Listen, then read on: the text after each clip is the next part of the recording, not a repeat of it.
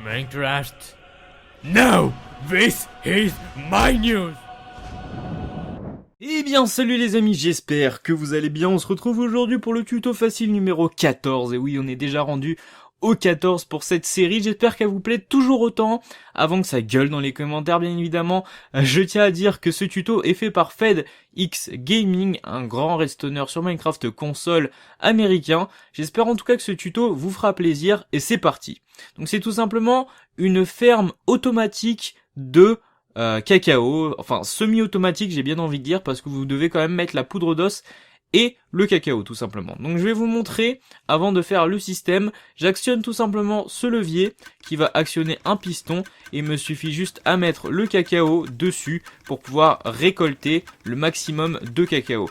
Et certaines personnes vont se dire mais t'es en train de perdre du cacao là, y a pas tout qui vient dans ta main. Et bien avec le magnifique système de l'entonnoir juste en haut, et bien c'est récupéré dans ce coffre, comme vous pouvez le voir juste avant.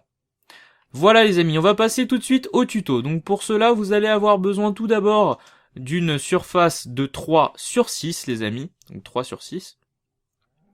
Vous allez devoir également vous munir de bois tropical, de torches de redstone, de repeater de redstone, de comparateur de redstone, d'entonnoir, de distributeur, de dropper, de levier, de piston collant, de redstone, de coffre et de la terre. Voilà.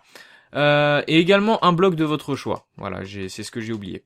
Donc pour commencer, vous allez tout simplement mettre ici les deux blocs que vous avez choisis. Voilà. Ensuite, vous allez prendre le distributeur. Faites bien attention que vous allez mettre face comme ça et cela des deux côtés.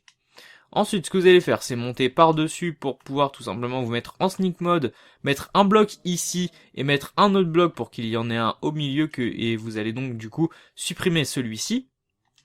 Ce que vous allez faire ensuite, c'est prendre des torches de redstone que vous allez mettre de part et d'autre, du cube. Ce que vous allez faire ensuite, c'est mettre un bloc de quartz derrière, prendre votre redstone, vous mettre en sneak mode, en mettre sur le distributeur, en mettre au-dessus du bloc et en mettre un sur l'autre distributeur.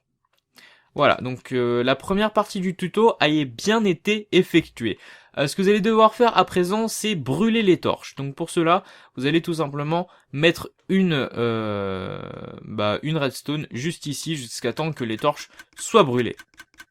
Voilà, donc c'est ce que ça donne. Les torches n'ont plus du tout de signal, ne donnent plus du tout de signal plutôt, et c'est parfait, c'est ce qu'on voulait. Donc maintenant vous allez mettre un levier juste ici que vous allez actionner tout simplement pour réactiver le système de redstone, mais pas réactiver les torches de redstone. Voilà, comme pour cela tout simplement, quand vous activez le levier, vous pouvez voir que les torches sont actionnées à chaque tour, et c'est une horloge sans fin.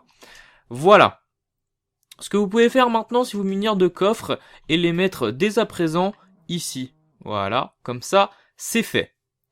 Ensuite, nous allons passer derrière le système. Donc, sur la partie de droite, vous allez vous munir de votre dropper et également de votre entonnoir. Vous allez casser le bloc qui était juste en dessous du distributeur et y mettre votre dropper.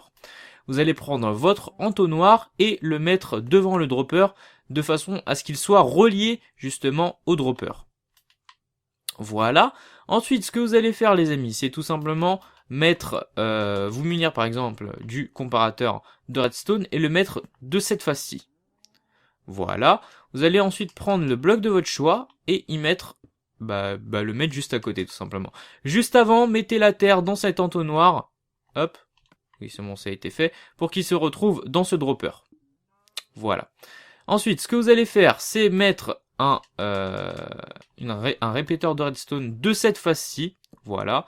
Et y mettre 4 ticks de délai. Vous allez également mettre le bloc de votre choix avec une redstone au-dessus. Voilà, comme ceci. Ensuite, vous allez faire une ligne de redstone qui part de ce comparateur, voilà.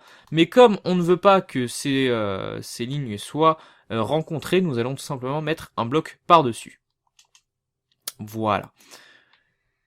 La deuxième partie du tuto est terminée. On va pouvoir tout simplement compléter le tout en rajoutant 2 entonnoirs juste ici, hop et hop, voilà, comme ceci. Y mettre votre piston collant devant, comme cela, et prendre votre bois tropical que vous allez mettre face vers le haut, et pour ceci vous allez vous mettre sur ce bloc, vous mettre en sneak mode et viser celui-ci et tout simplement appuyer. Voilà. Le système est à présent tout à fait fonctionnel, comme vous pouvez le voir, le piston est activé. Le seule chose que vous allez devoir faire, qui est donc en post-prod, c'est tout simplement vous munir de la bonne mille que vous avez en stock.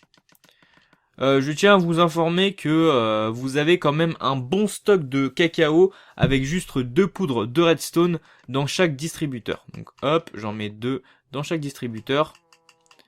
Vous allez voir que ça part, enfin, vous allez voir que la poudre de redstone part quand même assez vite. Mais comme je vous l'ai dit, avec 2 stacks de poudre d'os dans chaque distributeur, vous avez la marge. Donc voilà, pour prouver que le système est totalement fonctionnel, je vais tout simplement activer ce levier qui va activer le piston et juste mettre mes fèves de cacao à tout simplement farmer en mode illimité. Voilà, c'est tout simplement super génial. Le piston est activé. Je mets tout simplement mes cacaos sur le bois qui seront automatiquement grandissantes grâce à la poudre d'os. Le fait que le piston bouge tout le temps permet de récolter tout simplement le cacao. Et vous inquiétez pas, ceux qu'il reste sont directement mis dans l'entonnoir qui le redirige tout simplement dans le grand coffre. Voilà. Comme vous pouvez le voir à la fin de l'opération, l'entonnoir est encore plein et en train de se déverser dans le grand coffre. Voilà, donc en tout cas les amis, j'espère vraiment que ce tuto vous aura fait plaisir. Moi j'ai pris un réel plaisir à vous le montrer. N'hésitez pas à liker la vidéo, à vous abonner, à me partager ça sur les réseaux sociaux Facebook ou Twitter, à également cliquer sur l'engrenage pour vous envoyer des notifications à chaque nouvelle vidéo. Et en tout cas moi je vous dis merci à tous et à la prochaine. Ciao tout le monde.